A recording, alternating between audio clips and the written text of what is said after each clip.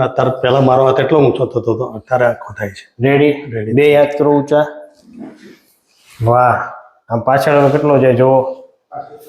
વાહ ભાઈ વાહ, પાછળ વ્યવસ્થિત વયો જાય. પાછળ વ્યવસ્થિત જાય છે.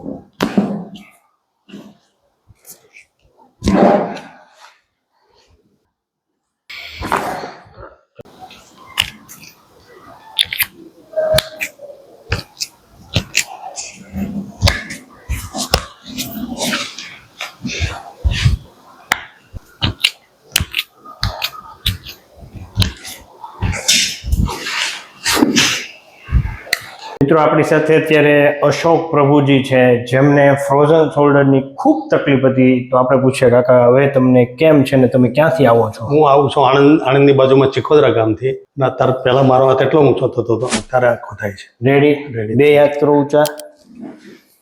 વાહ, આમ પાછળ કેટલો જાય જોવો. વાહ ભાઈ વાહ, પાછળ વ્યવસ્થિત વયો જાય. પાછળ વ્યવસ્થિત જાય છે. પેલા ખાલી એટલો જ થતો હતો, હવે આખો થઈ જાય કમ્પ્લીટ ને કમ્પ્લીટ. બેસો.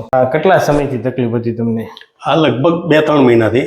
પેલા દિવાળી પહેલા આવું થઈ ગયેલું, તે વખતે દવાથી એ થયું હતું, પણ હવે અત્યારે આ તમે જે કર્યું એ દવા વગર કર્યું.